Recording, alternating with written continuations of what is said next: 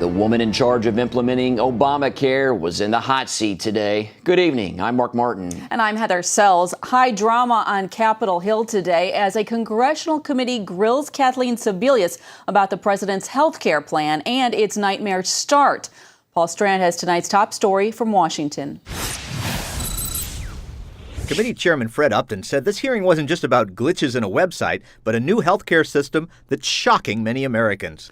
Today's hearing is about fairness for the American people who are losing their coverage or seeing their premiums skyrocket as high as 400%. But the many failings of the system's main website did come up again and again. The program has crashed and burned at least 3 times, and the user is still having problems. Get up here, ma'am. It's been down the whole time you've been testifying. Sebelius admitted to shortcomings repeatedly throughout the hearing. I told the president that we were ready to go. Clearly, I was wrong. We were wrong. We knew that in any big, new, complicated system, there would be problems. No one ever imagined the volume of issues and problems that we've had. Some Republicans tried to get Sebelius to also say President Obama is ultimately responsible. Who do you answer to? I answer to the president. Okay. All right, so is the president not ultimately responsible like a company CEO would be? Democrats struck back often. I find it disconcerting that my Republican colleagues have done nothing but root for this law to fail for the last 3.5 years. And now there's a big show here of being upset at problems with the website. And GOP lawmakers over and over shared notes from constituents complaining about losing their health care plans. One was named Sean. I received a letter stating that the new health care law was indeed the reason for the removal of my current health care plan. Madam Secretary, what would you tell Sean, who liked his plan and now has lost it?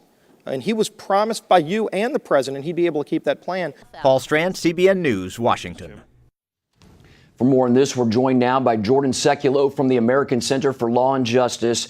Jordan, some have been calling for Kathleen Sebelius to step down in the wake of the rollout. Did today's testimony do anything to calm her critics? Absolutely. I mean, absolutely not. You know, the fact is that Kathleen Sebelius, like so many other administration officials, Mark, apologize. You know, it's like Lois Lerner with the IRS. They issue the apology. With Benghazi and the wrong talking points, it's an apology. And no one wants to let the blame be on the President of the United States. But it's interesting, after this very long congressional hearing, the fact of the matter is the website doesn't work. People can't access healthcare.gov. She said she can't even give any numbers because the end-to-end process has not been reliable. So we don't know, other than the Medicaid expansion that's happened in some states, if anyone has been able to enroll through healthcare.gov or the 1-800 number. You know, what's really unfortunate is that a lot of American people, and we know this from just hearing from our members, think that they're being covered because they've registered an account or they called the 1-800 number and gave their information. That is not enrolling. That was just registering. And so the fact is, she said maybe around 700,000 people have registered. We don't know, and she was very careful to play down whatever numbers will ultimately come out about how many people are actually have been able to even get covered. Yeah, well, Jordan, the White House has often said that President Obama didn't know about specific issues. The ObamaCare website fiasco, the IRS Tea Party targeting, and many others. Some critics are saying that raises the question, is the president incompetent? Is that fair?